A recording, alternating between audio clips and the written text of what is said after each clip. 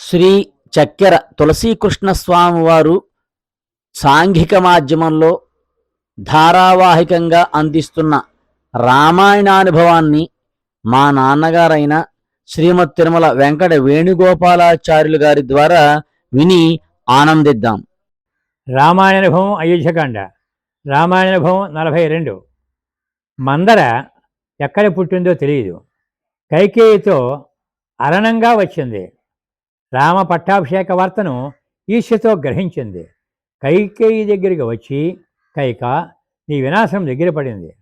దశరథుడు రాముడికి యువరాజు పట్టాభిషేకం చేస్తున్నాడు. నీ హితం కోరి వచ్చాను. నాకు గుండెలు మండిపోతున్నాయి. దుఃఖంతో, శోకంతో హృదయం బరివెక్కిపోతోంది. నీ దుఃఖంతో నా దుఃఖం ఎక్కువ అవుతోంది. నీ వృద్ధితో నా వృద్ధి ముడిపడి ఉంది. రాజవంశంలో పుట్టావు, రాజమహిషిగా జీవిస్తున్నావు.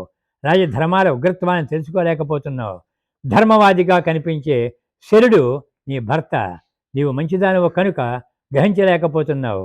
నిన్ను మాయలతో మభ్యపెట్టి అసలు సంపదను కౌశల్యకు కట్టబెడుతున్నాడు నీ భర్త. ఆ దుష్టుడు భర్తుణ్ణి తాతగారింటికి పంపించేసి సమయం చూసి నిరాటంకంగా నిష్కటంగా రాజ్యాన్ని రాముడికి కట్టబెడుతున్నాడు. దశరథుడు నీకు భర్త రూపంలో శత్రువు. పిచ్చిదాన, ఒడిలో పాము వల్ల శత్రువు వల్ల ఏది జరుగుతుందో సరిగ్గా అదే నీకు నీ పుత్రుడికి జరుగుతోంది.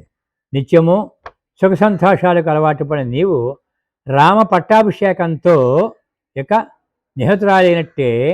ఇప్పటికైనా మించిపోయింది లేదు. త్వరగా మేలుకో, కొడుకుని కాపాడుకో, నిన్ను రక్షించుకో, నన్ను ఆదుకో. అలా విస్తుపోయి చూస్తావేమిటి? లే. ఈ ఉపన్యాసానికి కైకేయి చిరునవ్వు చిందించింది. ప్రసన్నవదనంతో శరత్కాల చంద్రరేఖలో చెయ్యిపై లేచి కూర్చుంది. ఆశ్చర్యం, ఆనందం ఒరుసుకు వస్తుంటే ఒక ఆభరణం తీసి మందరకు బహూకరించింది. మందర, నాకు ఎంతో ప్రియాతిప్రియమైన వార్తను చెప్పావు. ఇంతటి ప్రియాన్ని తెలియజేసినందుకు నీకు ఏమి చేయగలను? రాముడన్నా భరతుడన్నా నాకు తేడా లేదు. రాముడు పట్టాభిషిక్తుడు అవుతున్నాడు అంటే నాకు ఎంతో ఆనందంగా ఉంది. ఏదైనా వరం కోరుకో, ఇస్తాను. ఓ కైక, నీ వట్టి మూర్ఖురాలవు. దుఃఖసాగరంలో మునిగిపోతూ కూడా తెలుసుకోలేకపోతున్నావు. రాముడిప్పుడు రాజు అయితే రేపు అతని కొడుకు రాజు అవుతాడే తప్ప నీ భర్తడు 100 సంవత్సరాలకైనా రాజు కాలేడు. రాజులెప్పుడు తమ జ్యేష్ఠపుత్రునికి రాజ్యం అప్పగిస్తారు.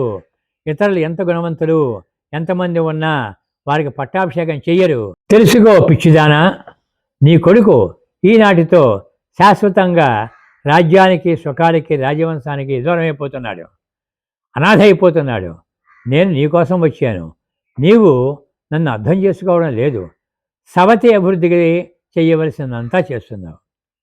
ఇలా విషం మాటలు కైకేయిలో కోపం, ఆవేశాన్ని కలిగించి వేడి నిట్టూర్పులు వెలువరించింది.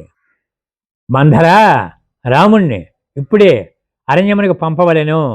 భరతునికి పట్టాభిషేకము చేయవలెను.